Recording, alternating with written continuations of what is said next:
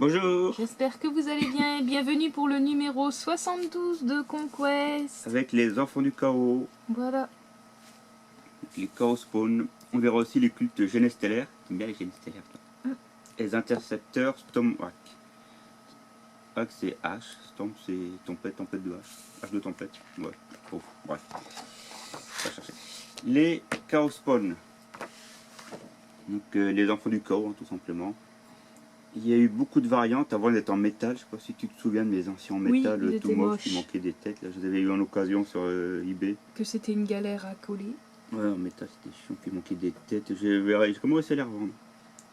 Donc les enfants du chaos, hein, c'est en fait quand un champion du chaos commence à être bien vu, on va dire entre guillemets par son dieu. Mais il dégénère. Bah voilà, c'est où il y a trop de mutations et à un moment donné, bah, il supporte plus et il devient décérébré enfant du chaos quoi. Il devient une créature hideuse. Qui sert plus à rien. Voilà, il est poussé sur le champ de bataille quoi. Il est rétrogradé en rang de servitude. Ou sinon, s'il est bien vu, il peut se transformer en prince démon. Donc là, c'est l'apothéose, hein, souvent ce qui est recherché. Goliath, non. Tu peux pas. Laisse mon poncho. Sauf que les divinités du chaos, bah, eux, que ce soit un enfant ou un prince démon, pour eux, ils donnent des dons après. Ils se rendent pas vraiment compte du sens que ça prend après. Donc voilà, toi, c'est ce qu'ici, c'est ce qui est marqué là. Les dieux du chaos ne se soucient guère des dons qu'ils offrent à leurs adeptes. Hein. Certains, au début, ils ont un bras en plus très costaud, une pince, machin, sauf qu'après, quand ils en ont trop, bah, ça devient des trucs horribles. Donc voilà, on verra par la suite comment ça ressemble en figurine. Ces figurines-là sont aussi bien pour 40 000 que pour Battle ou Sigmar. Ce qui sont bien, c'est qu'on peut s'en servir dans les deux univers. A l'inverse des Primaris et d'Adeptguard qui servent que dans un seul univers, du coup, 40 000. Donc là, si on peut un petit peu le truc. Hein, donc, comment ça se passe, un gars du chaos petit à petit qui évolue. Et là, justement, le prix de l'échec, bah, c'est qu'il devient enfant du chaos. Ouais, ça devient une abomination quoi. Voilà, c'est un truc qui ressemble plus à rien, un gros tas de...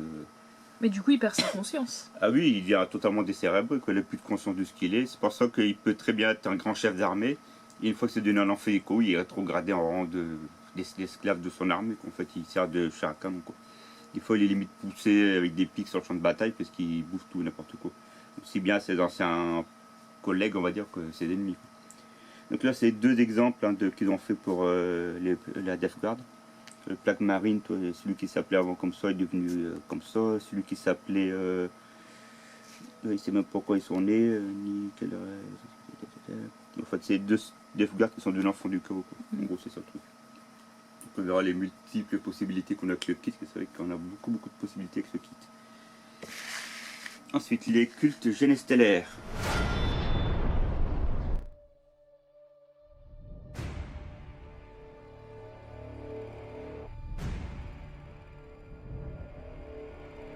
Culte généstellaire.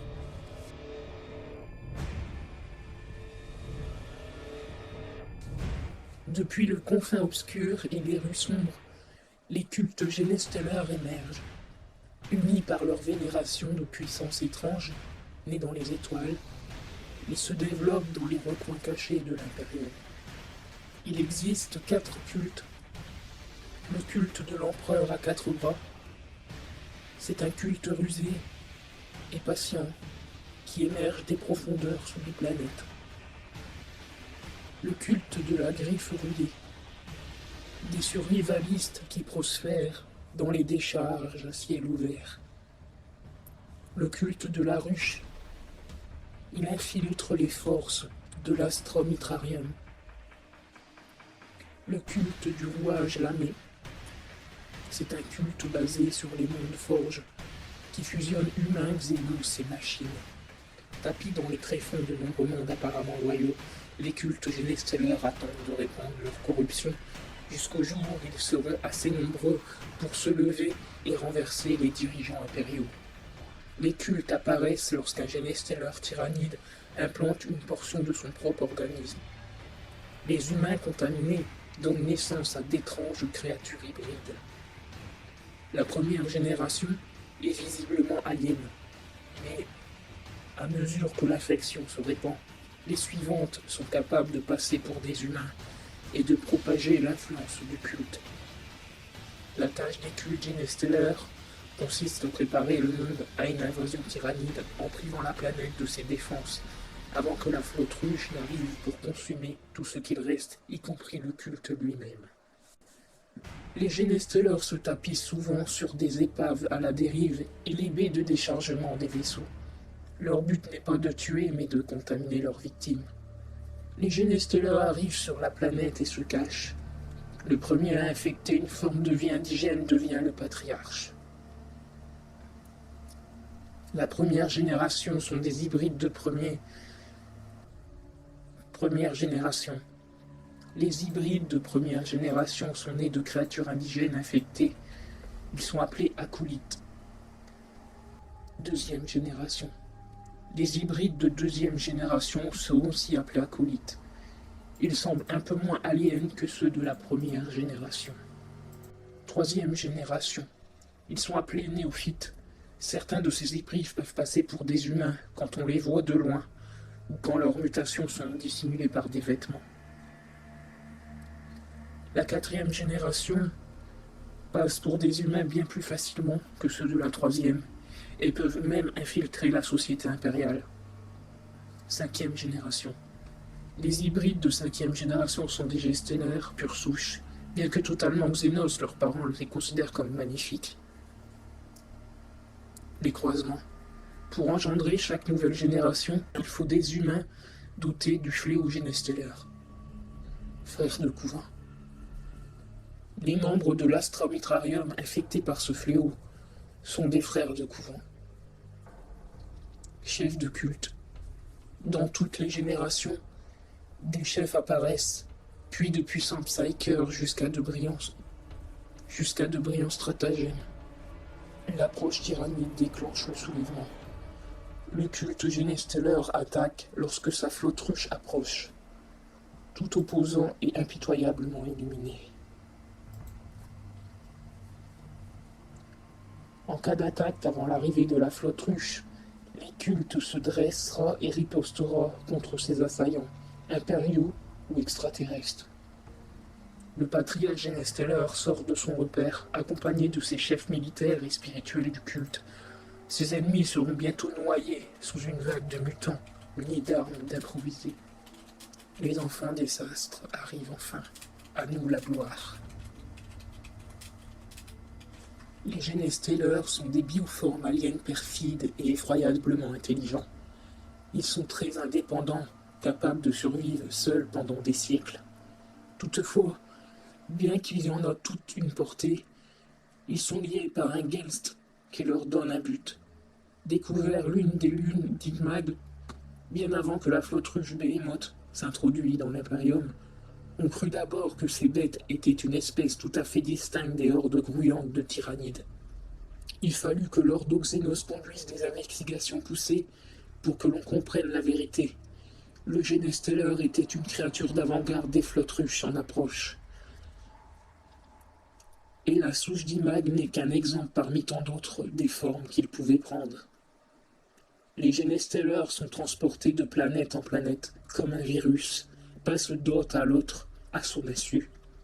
Leur corps est si robuste qu'ils peuvent même survivre dans le vide glacial de l'espace. Des rapports militaires épars signalent ces créatures xénos surgissant d'astéroïdes creux et de vaisseaux fantômes éventrés.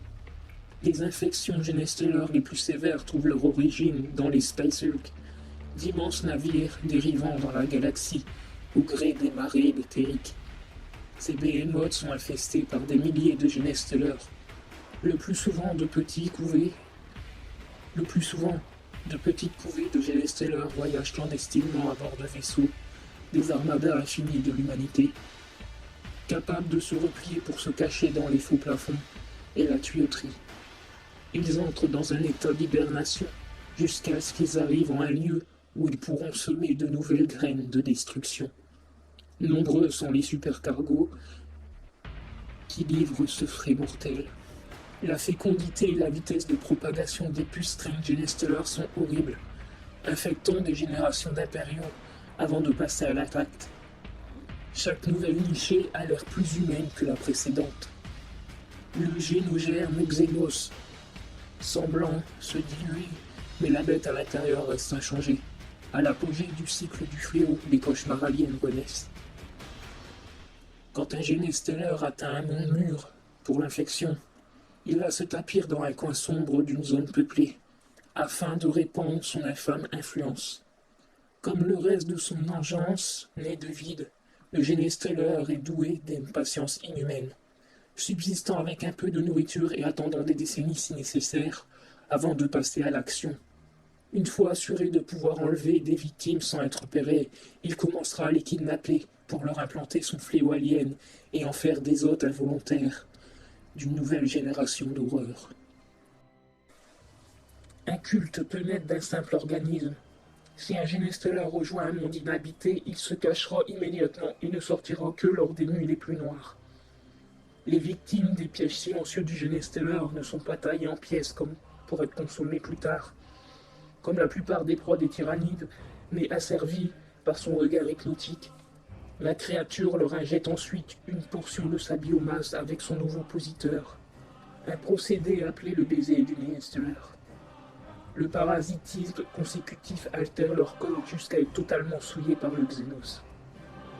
Il modifie également leur esprit, les forçant à vénérer le Genesteller en tant que figure messianique, idole d'une nouvelle religion obsessionnelle.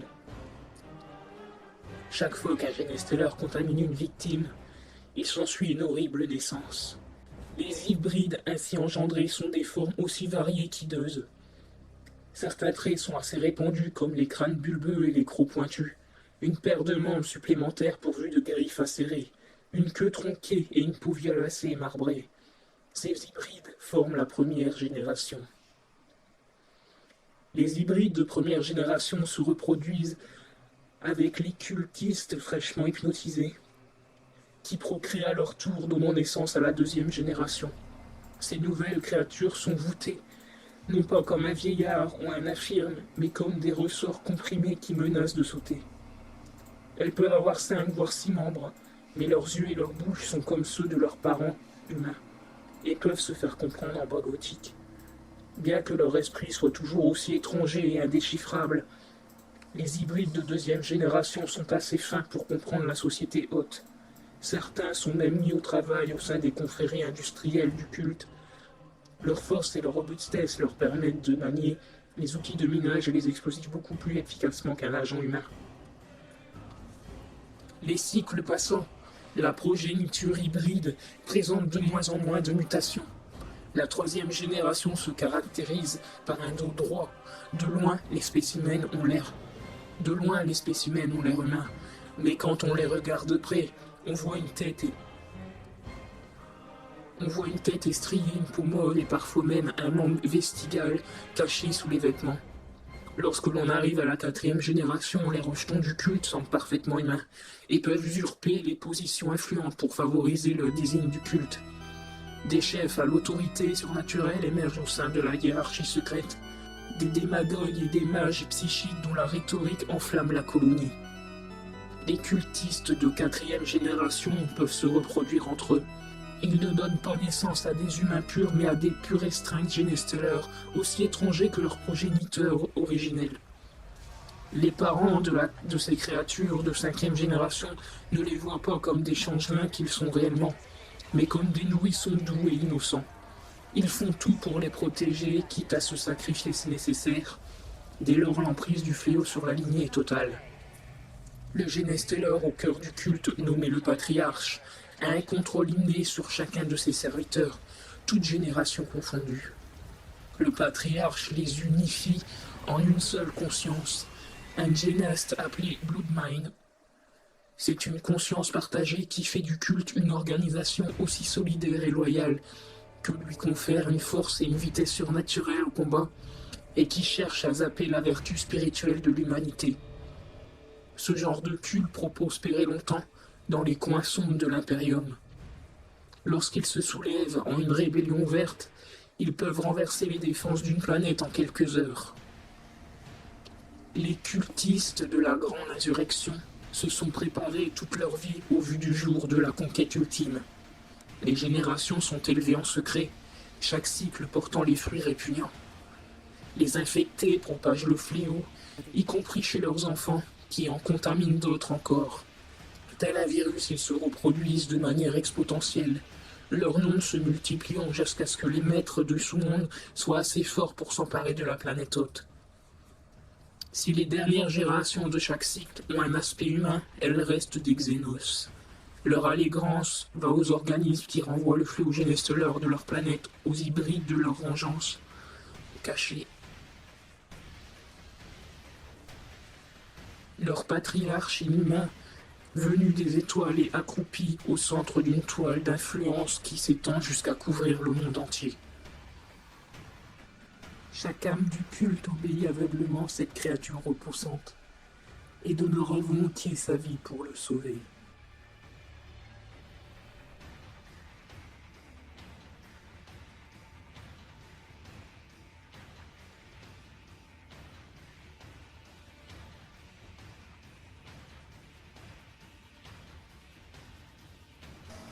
Alors, c'est une variante des cultes des tyrannides, hein. C'est pas les tyrannides, c'est les... C'est des humains qui sont devenus, Voilà, qui sont c'est mutés. Ouais, c'est quand un génestellaire arrive sur un monde, en fait, il contamine petit à petit les humains et ça fait des cultes génestellaires et ensuite il domine la planète. Donc, ça prend plusieurs années à faire et il prépare en fait l'arrivée pour les tyrannides, quoi. Donc quand les tyrannides arrivent, ils prennent pour des divinités mais ils se font bouffer aussi comme les autres.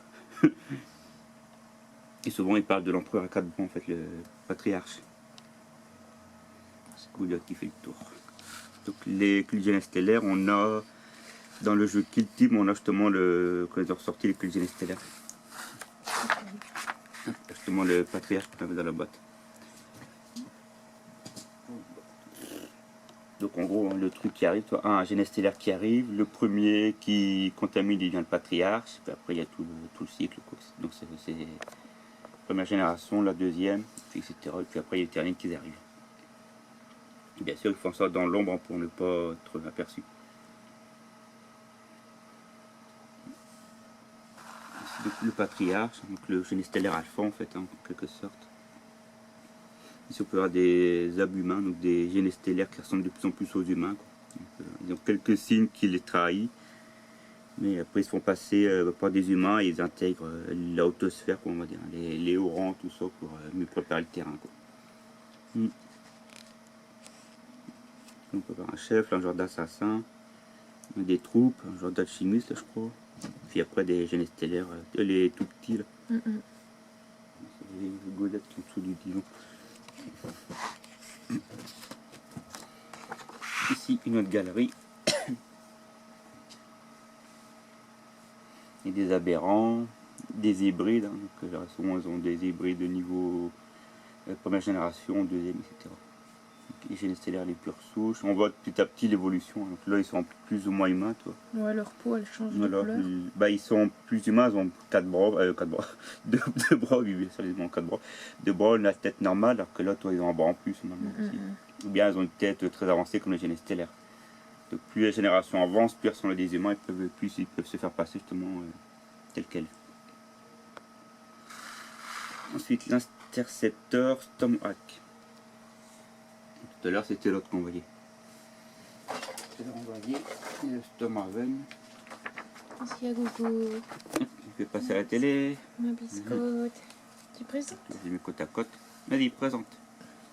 Je vais mettre ton mère territoire dessus, là. Il vous fait des bisous, il vous aime. Il dit pas ses phéromones sur vous.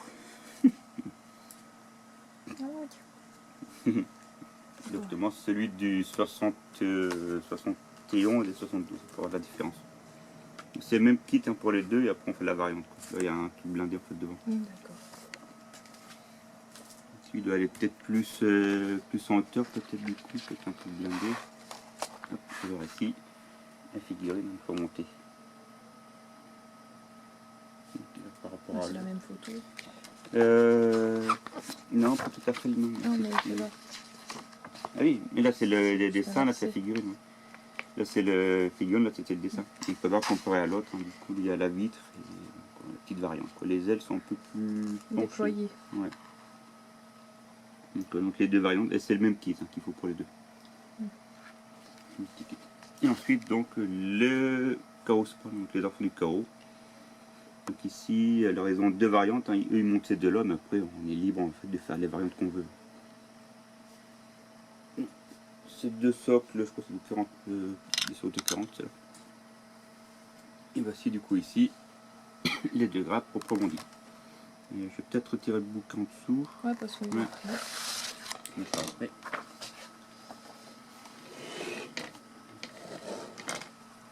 Donc les deux corps. On a toutes les têtes, là, une tête, deux têtes, plein de têtes. Au niveau des têtes, on a le choix.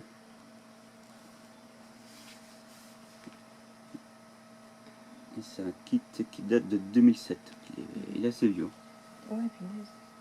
Allez, Bon, on voit les pointes, elles sont moins fines, ouais, c'est plus un peu grossi un peu. ouais. Comparé aux dernières sorties, Parce que c'est beaucoup c'est plus très fin, ouais. fin, ouais. Donc là, c'était deux que j'avais acheté pour mon armée de Tsench que j'avais monté à l'époque. Donc en gros, voici donc deux possibilités qu'on peut faire. Là, du coup, je pourrais faire deux autres variantes qui sont différentes. C'est bien, c'est qu'on a tellement de possibilités que Ouais. faire deux créatures pareilles, ça serait quand même assez fort. À moins que c'est des jumeaux. Non, mais dire, se tromper, faire deux fois la même. Ouais. Ouais, c'est ça que je veux dire. Après, oui, on peut très bien faire deux jumeaux. Il n'y a pas de créatures jumelles dans Bah si, Therion Antiquis. Ah ouais. Il y a Mais des ils jumeaux, se ouais. ressemblent plus à la fin. Bah là maintenant non. Avant il y en avait un, c'était le magicien, l'autre le guerrier, là, un cheval. Mais maintenant qu'il y en a un qui est devenu une divinité, l'autre ils l'ont pas encore sorti en figurine, mais on verra comment il ressemble. Et après au niveau des jumeaux, après il y avait les jumelles sur un elfe, un dragon des bois aussi. Et après, j'ai plus trop de souvenirs d'autres jumeaux. Faudrait que je me repenche dans le truc. Là, il y en a pas beaucoup. C'est des frères et sœurs, il y en a. Des pères, des mères comme Morati et Malekith, c'est mère et fils. Mais bon, il y a quand même des trucs à des de parenté finalement. Donc après, on a Voilà. le kit d'assemblage. Toutes les têtes possibles, certaines têtes sont à monter. Et là, ici, ils disent de mettre cela de côté parce qu'en fait, ça c'est pour Korn. Les symboles de Korn, Slanesh, là. Tsench. Et là, c'est le corps universel. Donc, comme là, c'est typé Nurgle, ils conseillent de les mettre de côté. Ça. Après, Pourquoi il y en aura d'autres alors ça veut dire... non, non, comme la Death Guard, là c'est uniquement Nurgle, ils proposent de faire des créatures qui ressemblent à Nurgle. Tu vas pas mettre une tête de camp pour Nurgle en fait, c'est ça qui veut dire. Après, chacun est libre de le faire comme il veut. Et la peinture, qui est. Attends, tu veux pas des chamois lourds, ce truc-là. Je crois que j'ai laissé là. Ouais, Gogo, laisse les figues. Tiens, mets tes grappes ailleurs. Ouais. Hop. Donc, une tête de mouche, ça c'est bien Nurgle ça. Ouais. Ou la mouche, le film aussi. Là, ils sont en mouche. Ouais, mais elles ressemblent pas ça. Bah, la tête, si, à la fin, une grosse mouche, une tête de mouche. C'est un peu le même principe, en fait, elle se transforme en créature abominable, quoi, à la fin. Donc, la peinture, là, vous savez qu'au niveau figurine, quand c'est dessus comme ça, on a vraiment un choix de couleurs, on peut vraiment les peindre comme on veut, quoi. Les yeux, il y a plein d'œils partout. J'espère qu'ils ont une bonne vue. Pas de prix, ça doit coûter cher. Ensuite, le don de grand-père. Donc grand-père c'est Nurgle, un grand-père Nurgle ils appellent. Gouverneur. Donc là il parle du général Redguard.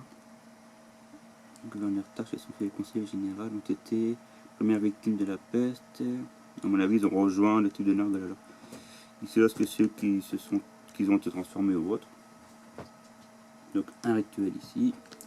Les trois symboles de Nurgle, tiens.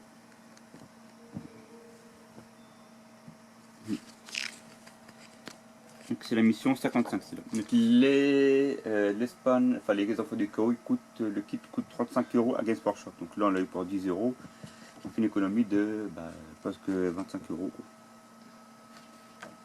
Donc ici le scénario, la traite du rejeton, donc cycle rituel. Donc comme on a vu il y aura une sorte de rituel et puis après les enfants du chaos qui vont apparaître quoi, tous les coups. Je lis pas tout à fait les scénarios à chaque fois. Mais Jamais même. si, je lis de temps en temps. Mais à l'occasion on va continuer la bataille. Vas continuer. Non, on va continuer la bataille. Bien sûr avec Manu. Ouais, tu feras avec ton pote, moi j'ai pas le temps. T'as pas le temps. La garde, t'as à peine le temps de faire tes concours. Ouais, Pourquoi tu dois aller bosser là, lui? ouais. Bon, ça va, c'est pas loin. Et ensuite, les enfants du chaos. Donc, la fiche technique des enfants du chaos. Le qui est à fond dans le fauteuil en train de faire, je sais pas quoi. Là. Ils ont 4.10. Je pensais qu'ils en auraient eu plus. Donc, et une unité entre 1 et 4.